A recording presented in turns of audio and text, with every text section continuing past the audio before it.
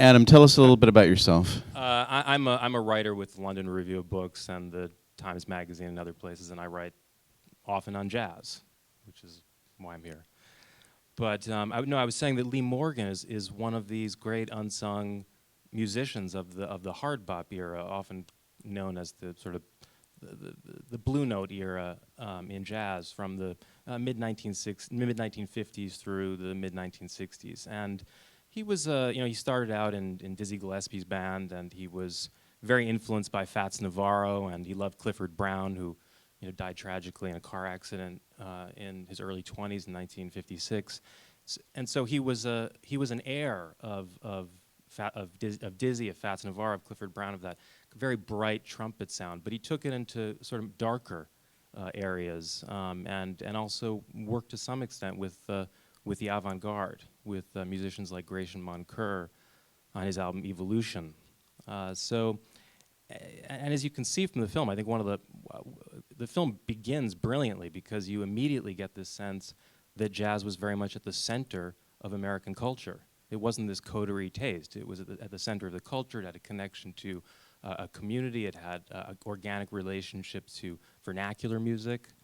And at the time, Lee Morgan was a star. And yet, as Wayne Schroeder points out in this documentary, you mentioned the name Wayne Schroeder, most people don't know unless they're very seriously into jazz. So in that sense, I think that this film is providing us with a kind of history from below of that great moment in jazz.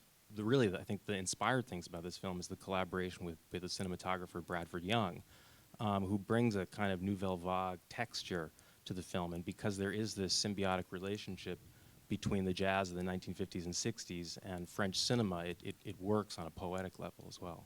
I got the sense watching the film that he'd also been paying very close attention to jazz photography, and particularly the work of Lee Friedlander, who has this wonderful book called American Musicians, and Roy DeCarava.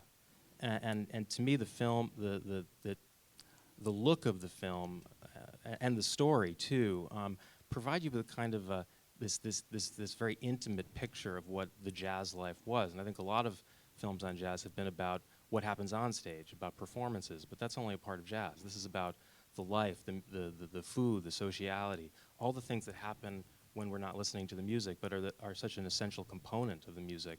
And in that sense, the film, I think, is in some ways a cousin of books like A.B. Spellman's Four Lives in the Bebop Business, which, if you don't know, it is one of the great books on jazz of this period.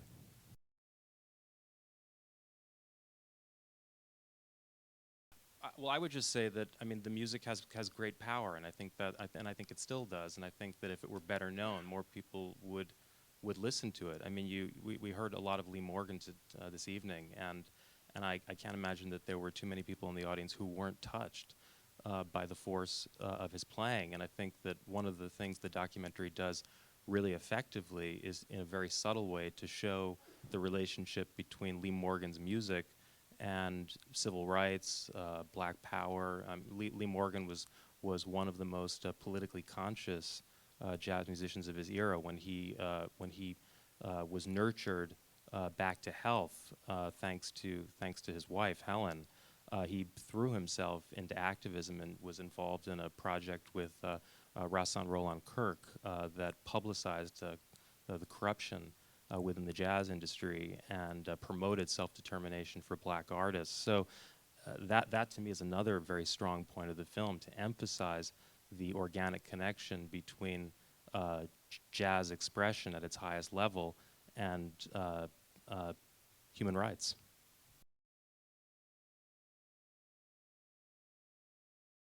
One of the things that's kind of striking about the film, it seems to me, is that it doesn't have a punitive vision of Helen. There's actually a lot of pathos in the portrait of her, and what could have been a film that portrayed her just as the classic scorned woman actually turns into a film about contrition and forgiveness. There's that remarkable moment where Larry Ridley hugs her. He thinks that he's hungering for revenge, and instead he hugs her and says that all of that anger went away.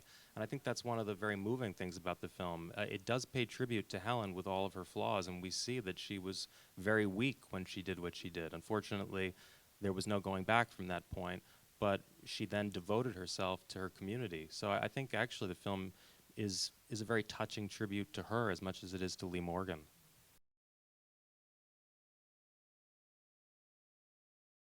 Well, the Sidewinder obviously was his greatest hit, and the Sidewinder is the quintessential hard bop tune, and some of the great sort of hard bop hits that followed, in a way, are kind of echo that tune. I'm thinking of pieces like Herbie Hancock's Watermelon Man. I mean, I think that you kind of can't hear one without the other. I thought that the reason the film underscored Search for a New Land is that it connects metaphorically to both their stories. Search for the New Land was very much a kind of implicit civil rights anthem for Lee Morgan. I believe that Search for the New Land was recorded in 1965. It's one of his most adventurous records. It also featured Wayne Schroeder, the guitarist Grant Green. And Search for a New Land at the same time, I think, speaks to Helen's desire to leave the South and come to New York, and also the return that she makes at the end of the film after her imprisonment. So to me, it was more of a metaphorical choice than a commentary on Lee Morgan's art. Clearly, the work that resonated most with people was his playing with Art Blakey and the Jazz Messengers. He eventually became the musical director of that band and continued to play with the Jazz Messengers even when he was leading his own groups. There was a period in which he left, but then he returned and played with the Jazz Messengers again, I think between 64 and 66. But he was always pushing himself, and Lee Morgan, did contribute some brilliant work to sessions that were a bit more out. And I'm thinking particularly of the record that he made with Gratian Moncur, Evolution, which is an example of the kind of edgy free bop that Blue Note devoted itself to, with musicians like Andrew Hill, Bobby Hutcherson, and Eric Dolphy. So I don't think you get anything like a comprehensive view of the evolution of Lee Morgan's playing, but it didn't seem to me the point, the thrust of the film.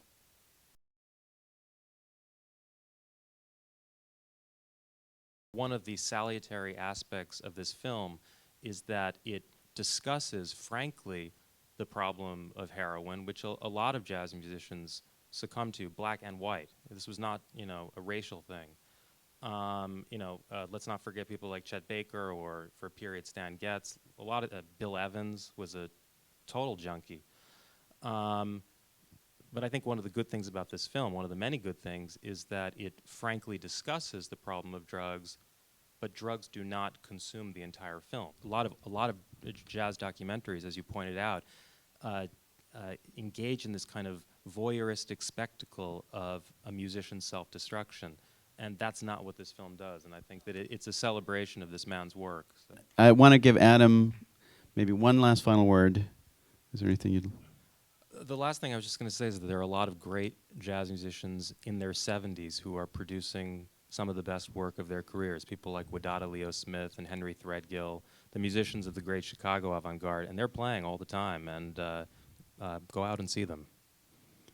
Support the music. Adam, thank you for coming in and filling in. Thank you. Thank you for coming out.